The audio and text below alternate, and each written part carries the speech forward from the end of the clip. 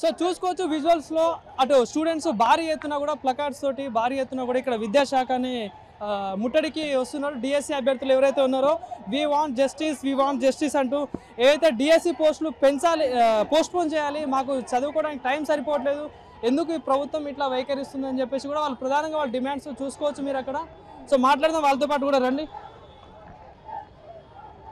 దావిరా దావిరా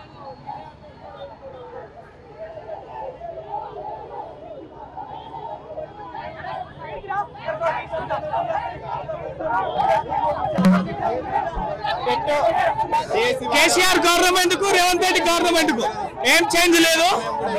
so మనకు recent గా TET qualify అయిన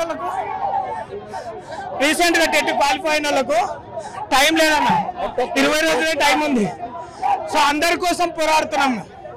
మేము 4 సార్లు టెట్ క్వాలిఫై అయినాం, కానీ రీసెంట్ గా ఒక 20 రోజుల్లో క్వాలిఫై అయిన వాళ్ళకు మనకు టైం ఇవ్వాలని కోరుతున్నాం అంతే.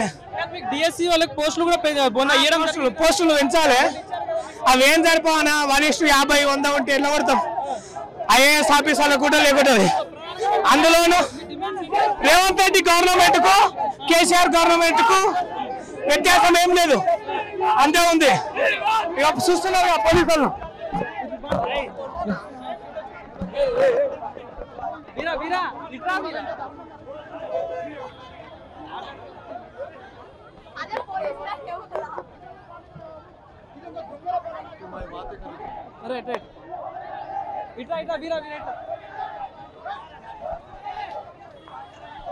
సో ఇక్కడ చూసుకోవచ్చు చాలా మంది స్టూడెంట్స్ అయితే ఇక్కడికి వచ్చిళ్ళు.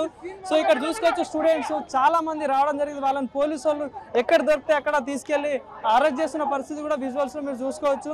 ఏదో పెద్ద ఒక తెలంగాణ ఉద్యమం టైప్లోనే ఇక్కడ స్టూడెంట్స్ అందరూ కూడా మొన్న గత వారం 10 రోజుల నుండి కూడా వాళ్ళు ధర్నా చేస్తున్న పరిస్థితి. మొన్న గ్రూప్ 1 గ్రూప్ 2 అభ్యర్థులు, ఈరోజు డిఎస్సి అభ్యర్థులు కూడా ధర్నా చేస్తున్న పరిస్థితి. ఏదైతే మాకు డిఎస్సి పోస్ట్పోన్ చేయకపోతే చలో ఢిల్లీ అంటూ కూడా ముట్టడి చేస్తామంటూ కూడా ప్రధానంగా చెప్తున్న పరిస్థితి.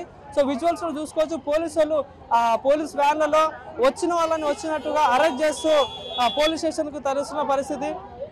ఏదైతే వచ్చే స్టూడెంట్స్ కి మా డిమాండ్స్ ఎందుకు పట్టించుకోవట్లేదు, మాకు ఏదైతే డిఎస్సి పోస్ట్పోన్ చేయాలంటూ కూడా ప్రధానంగా చెప్తున్న పరిస్థితి.